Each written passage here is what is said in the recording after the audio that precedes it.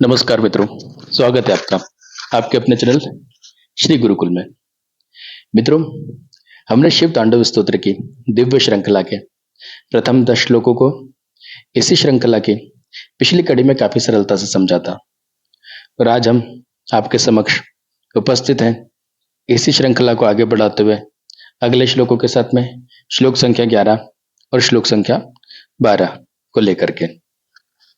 मित्रों, हमारा मुख्य उद्देश्य शिव तांडव स्तोत्र को उसके मूल संस्कृत स्वरूप में पढ़ना, बोलना और सही उच्चारण के साथ में सीखना है।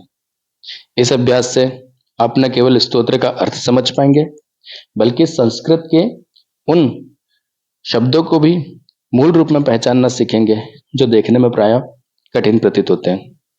मित्रों, मैं भी सरल की हुई या तोड़े हुए शब्दों की किसी पीपीटी को लेकर के शिव तांडव स्तोत्र आपके समक्ष प्रस्तुत हो सकता था, लेकिन उस स्थिति में हम केवल सिर्फ अनुकरण और श्रवण तक ही सीमित रह जाते। जी हाँ मित्रों, यूट्यूब के ऊपर ऐसी कई श्रृंखला अवेलेबल है जो शिव तांडव स्तोत्र को सीखने में मदद तो करती है, पर जब आप किसी भिन्न पुस्तक से या ग्रंथ से इस स्तोत्र को पढ़ने का प्रयास करते हैं तो मूल शब्दों का सही उच्चारण आपके लिए फिर से चुनौती बन जाता है। इसलिए हमारा प्रयास है कि हम आपको अपने मूल पाठ से जोड़े रखते हुए उसे पढ़ने और समझने में अपना योगदान दें। इसीलिए हम इस पुस्तक के माध्यम से आपको यह शिव तांडव स्तोत्र सरल कराने का प्रयास कर रहे हैं। मित्रों, एक छोटा सा अनुरोध है, कृपया अपने साथ में एक पेंसिल अवश्य रखिए। जैसा कि आप सबको विदित है कि हम लोग जो कठिनतम शब्द होते हैं उसको विभाजित करने के लिए पेंसिल से कॉमा लगाते हैं ताकि हम उस कठिन शब्द को सरल बना सकें और श्लोकों में उचित विराम, उच्चारण और लय को पहचान सकें। और जब आप अभ्यास करते हैं तो अभ्यास करते समय जिस रूप में हमने इसे विभाजित किया था उसका ठीक उसी ढंग से ध्यान रख करके आप अभ्यास करेंगे तो यह शिव तांडव स्तोत्र और संस्कृत का कोई सा भी शब्द हो वो काफी सरल हो जाएगा।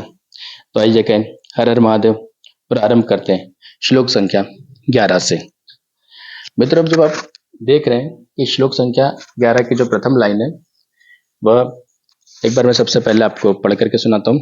जयत्वदभ्र विभ्रमभ्र मद्भुजंगमश्वस। अब इस लाइन को मैंने काफी बार सरल करने का प्रयास किया है। इस पूरी लाइन को जो दिखने में एक बड़े शब्द के रूप में प्रतीत हो रही है, क्योंकि इसमें कहीं पे भी स्पेस नहीं दिया है तो पढ़ने में तो काफी कठिन होती है। तो हम लोग क्या करते हैं, इसको जो हमारे पास पेंसिल है, पेंसिल के माध्यम से इसको छोटे छोटे शब्दों के अंदर विभाजित करते हैं। अब जैसे जयत्व, अब जब आप पढ़ के देखेंगे तो जयत्व तो हमको पढ़ने में थोड़ा सा इजी लग रहा है, तो हमने क्या करा, जयत्व के बाद में कॉमा लगाया। फिर उसके बाद में आप देखिए दभ्र, तो हम दभ्र के बाद में कॉमा लगा देते हैं। फिर आप देखिए विभ्र, तो हम विभ्र के बाद में कॉमा लगा देते हैं। फिर से जब आप आगे पढ़ने का प्रयास करते हैं तो म भ्र, तो म भ्र के बाद में हम कॉमा लगा देते हैं। फिर है मद भू जंग। अब जैसे मैंने आपको, अब जैसे ये द और भ एक के नीचे एक लिखा हुआ है, तो ऐसा शिव तांडव स्तोत्र के अंदर पहले भी कई ऐसे शब्द आए जिसके अंदर मैंने आपको बताया है कि जब इस तरह से दो शब्द एक के नीचे एक आए तो हम लोग क्या करते हैं, ऊपर वाले शब्द को उसके आगे वाले शब्द के साथ में पढ़ते हैं और जो नीचे वाला शब्द है उसको पीछे वाले शब्द के साथ में पढ़ते हैं, तो हमको ये थोड़ा सा इजी हो जाता है। तो अब आप जैसे देखिए मद, तो हम द को मद के साथ में पढ़ रहे हैं और ये भ में ऊ की मात्रा है, तो भुजंग, तो हम भुजंग को हम पीछे वाले शब्द के साथ में पढ़ रहे हैं। तो ये हमने एक विभाजन किया मद के रूप में, दूसरा विभाजन किया भुजंग के रूप में। अब ये भुजंग, भुजंग भी आपने देखा होगा कि शिव तांडव स्तोत्र के अंदर कितनी बार आ चुका है। तो जैसे जैसे आप मतलब ध्यान रख करके इसको सीखते हैं, समझते हैं, तो आपको कई बार शब्द रिपीट होते हुए भी दिखते हैं। कई बार आपको एक तरीका मिल जाता है कि किस तरह से हम उस शब्द को विभाजित करके सरल बना करके पढ़ सकते हैं। तब जैसे ये भुजंग, तो भुजंग के बाद में कॉमा लगाया। फिर है मश्व स, तो मश्व स के बाद में कॉमा लगाया। तो ये लाइन को हमने कितने रूप में विभाजित किया, जयत्व दभ्र विभ्र मभ्र मद भुजंग मश्वसा।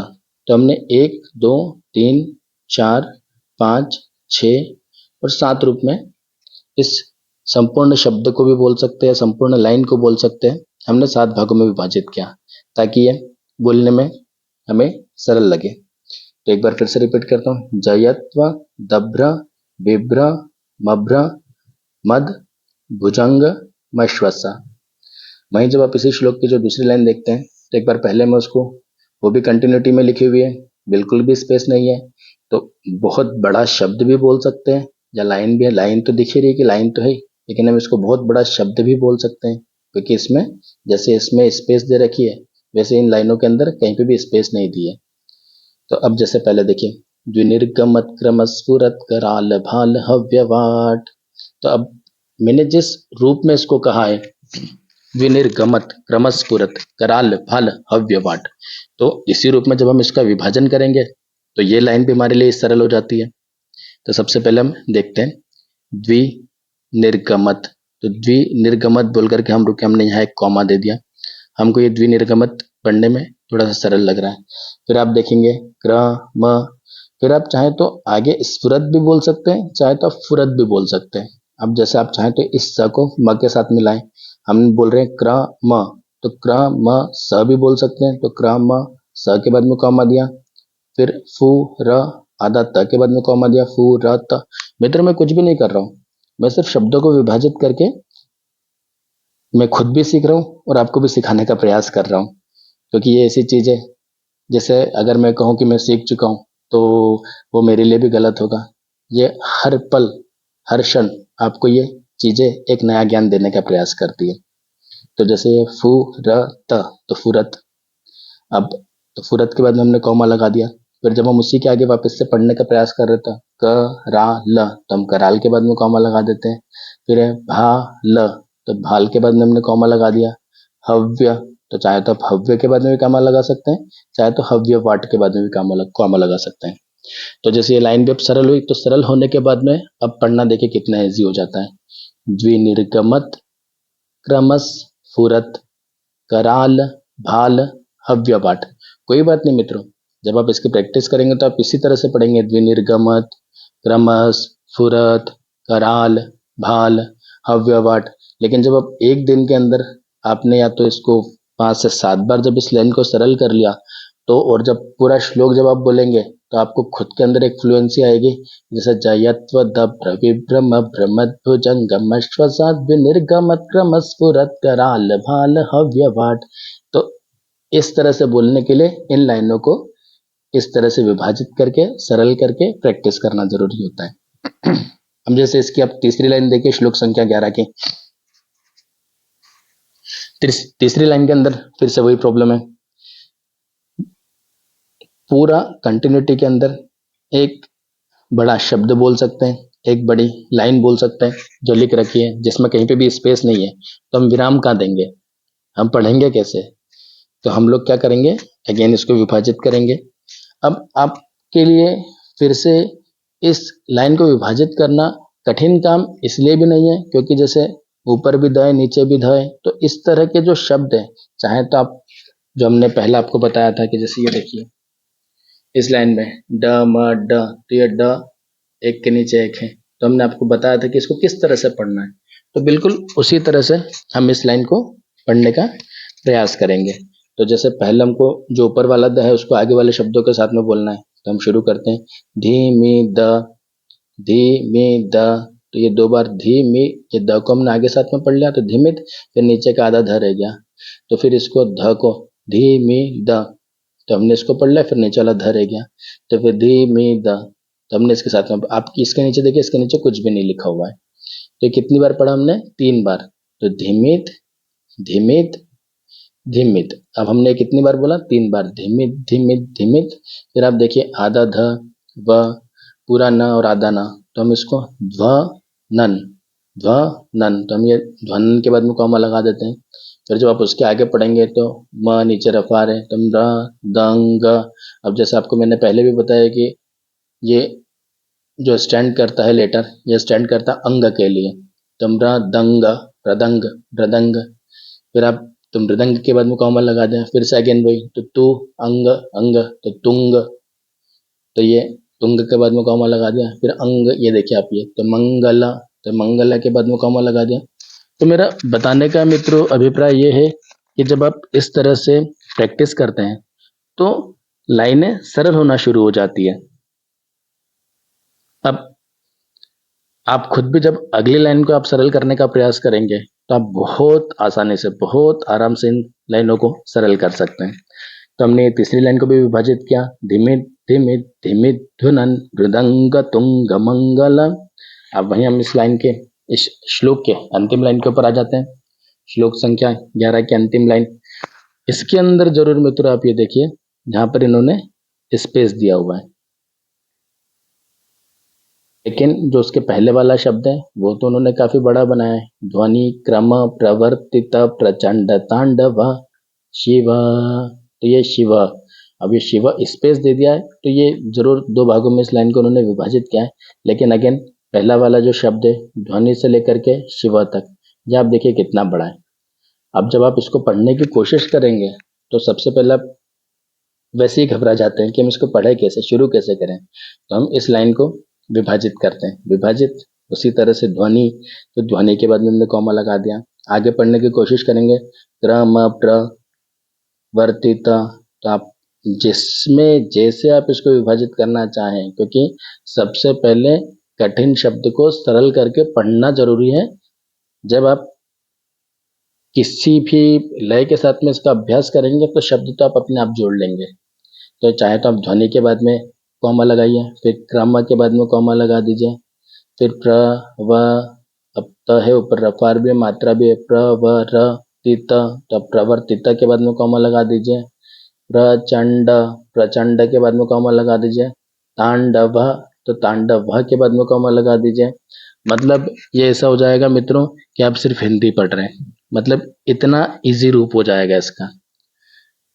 फिर सबसे आखिरी में शिव, तो ध्वनि क्रम प्रवर्तित प्रचंड तांडव शिव, तो हमने इस लाइन को भी विभाजित कर दिया। अब हम श्लोक संख्या 12 लेते हैं। श्लोक संख्या 12 की फिर से पहली लाइन जो है वह काफी कठिनतम शब्दों के अंदर लिख रखी है। अब चाहे तो आप इसको एक बड़ा शब्द कह लीजिए या एक बड़ी लाइन कह लीजिए, लेकिन इसको भी हमको पढ़ना तो, और पढ़ेंगे तो हम कैसे करेंगे, विभाजित करके। तो विभाजन कैसे हो सकता है, तो आप पढ़ के देखिए, द नीचे रफा रहे, तो ये क्या बनता है, द्र श, फिर द नीचे आधा वो है मात्राएं, द्र श द्वि द्वि, तो हम पहले शब्द पढ़ेंगे दृशद्वि। फिर आप देखिए चित्र, तो चित्र के बाद में कॉमा लगा के आप स्टॉप लीजिए, तो दो भाग में इसको तो विभाजित कर दृशद्वि। फिर हमने बनाया चित्र, फिर हम क्या बना सकते हैं, तल्प, तल्प, तो हम तल्प के बाद में कॉमा लगा सकते हैं। फिर योर, तो योर के बाद अब योर अलग हो जाएगा, योर भुजंग, ये भुजंग, तो भुजंग, तो हम अगर भुजंगी बोलेंगे तो हमको इजी लगेगा, योर भुजंग बोलेंगे तो हो सकता है शब्द कठिन हो जाए। तो हम तल्प यो, और ये र के रफार को जो जैसे हम हिंदी के अंदर मात्राओं के अंदर सीखते हैं कि उसके जो पहला वाला जो लेटर आ रहा है उसके साथ में इसको काउंट करना होता है, तो इसको हम इसके साथ में काउंट करके तल्प यो को तल्प योर भी पढ़ सकते, तो तल्प योर के बाद में कॉमा लगा दिया। फिर भुजंग, तो भुजंग के बाद में कॉमा, अब औ की मात्रा है तो मौक्ति, तो मौक्ति के बाद में कॉमा, कस्त्र जो, कस्त्र जो, अब लेकिन यहाँ पे आप ये देखिए डैश, तो हम डैश के बाद नीचे पढ़ेंगे तो गरिष्ठ, लेकिन ग के ऊपर जो रफार है, जो मात्रा है, वो हमको जो उसके ऊपर पहले वाला जो लेटर होता है उसके साथ में मतलब उच्चारित करनी होती है। तो कस्त्र जोर, तो कस्त्र जोर हो गया, ये मात्रा को हमने यहाँ स्टॉप दिया, कस्त्र जोर। तो ये पहली लाइन को भी हमने विभाजित किया, दृशद्वि चित्र तल्पयोर भुजंग मौक्ति कस्त्रजोर। वहीं जब आप इसकी दूसरी लाइन देखते हैं तो दूसरी लाइन देख करके थोड़ा सा अच्छा लगता है, क्योंकि यहाँ इन्होंने स्पेस दिया है, इतने बड़े शब्द की जगह छोटे छोटे दो शब्द दिए। तो गरिष्ठ, तो गरिष्ठ के बाद में हम कॉमा लगाते हैं, रत्न, रत्न के बाद में कॉमा लगाते हैं, लोष्ठयो, तो लोष्ठयो के बाद में कॉमा लगाते हैं। तो इन शब्दों को भी हम विभाजित कर देते हैं तीन भाग के अंदर, गरिष्ठ, रत्न, लोष्ठयो। फिर पीछे आप स्पेस देकर के देखिए सुहृद्वी। अब आप ये देखिए ह है, लेकिन ह के नीचे जो मात्रा लगा रखी है तो इसको हमको उच्चारित करना पड़ता है य, तो सुहृद्वी। ह और र को मिलाकर के जो एक उच्चारण बनता है र, र र, तो उस तरह से इसको सुरध्वी, तो सुरध्वी। फिर बनेगा पक्ष, तो पक्ष के बाद में कॉमा, पक्ष योग के बाद में कॉमा। फिर वही श्लोक संख्या 12 की तीसरी लाइन है, तृणार विंद चक्षुषो प्रजामहि महेंद्रयो। तो तृणार के बाद में हम कॉमा लगा देते हैं, तृणार विंद चक्षुषो प्रजा मही महेंद्रयो। तो इसको भी हमने, वैसे तो उन्होंने दो अलग अलग शब्द ही दिया है, लेकिन उसको भी हमने और छोटे स्वरूप में विभाजित कर दिया, तृणार विंद चक्षुषो प्रजा मही महेंद्रयो। अब वही श्लोक संख्या 12 की जो अंतिम लाइन है वह है, सम प्रवर्तिक कदा सदा शिवम भजाम्यहम। अब आप देखिए जो अंतिम लाइन है, अंतिम लाइन के अंदर इन्होंने छोटे छोटे शब्दों का विभाजन दे रखा है, लेकिन इसमें भी आपको जैसे अगर पहला ही शब्द है कठिन लगता है सम प्रवर्तिक, तो हम इसको विभाजित कर देते हैं, सम, फिर प्रवर, नीचे रफार भी है, प्रवृत्तिक, छोटा ता है बड़ा ता है, ता के ऊपर जोर देना पड़ेगा, या आधा ता को प्रवृत्तिक, तो ये आधा ता का उच्चारण इधर हो गया प्रवृत्त, और ये तिका, तो ये तिका बन गया। तो सम प्रवृत्तिक के बाद में कॉमा, कदा के बाद में स्पेस ही कदा, सदा शिवम, तो सदा शिवम भी पढ़ने में आसान है, भजाम्य हम, तो भजाम्य हम भी पढ़ने में आसान है। तो ये श्लोक संख्या 12 भी हमारे यहाँ पर सरल होता है। अब मित्रों में एक बार आपको श्लोक संख्या 11 और श्लोक संख्या 12 को हमने जिस रूप के अंदर विभाजित किया है उसी रूप में एक बार मैं पढ़ करके बता देता हूँ। जयत्वदभ्र विभ्रम भ्रमध्वजंगमश्वसा विनिर्गमत्क्रमस्फुरत् करालभाल हव्यवाट् धिमिध्वनन् मृदङ्गतुङ्गमङ्गला ध्वनिक्रम प्रवर्तित प्रचण्डताण्डवा शिवम् दृशद्विचित्रतल्पयोर्भुजङ्गमौक्तिकस्रजोर्गरिष्ठरत्नलोष्टयो सुहृद्विपक्षपक्षयो तृणारविन्दचक्षुषो प्रजामहि महेन्द्रयो समप्रवर्तिका कदा सदा शिवं भजाम्यहम्। तो यहाँ हमारा श्लोक संख्या 12 भी सरल हुआ। तो मित्रों शिव तांडव स्तोत्र की इस दिव्य श्रृंखला के श्लोक संख्या 11 और श्लोक संख्या 12 यहाँ संपूर्ण होते हैं। आशा है कि यह श्लोक आपको बोलने में अब और सहज और सरल लग रहे होंगे। अगर कहीं कोई कठिनाई या संदेह हो तो कमेंट करके जरूर बताइएगा, हम उत्तर देने के लिए सदैव तत्पर हैं। और यदि आप भी महादेव की अद्भुत स्तोत्र शिव तांडव स्तोत्र को भावनाओं के साथ में सीखना चाहते हैं तो जुड़े रहिए हमारे साथ श्री गुरुकुल की इस दिव्य यात्रा में। मैं हूँ सौरभ, कहता हूँ आप हर हर महादेव। फिर मिलते हैं अगले अध्याय में एक नई ऊर्जा, एक नई भक्ति के साथ। तब तक के लिए धन्यवाद।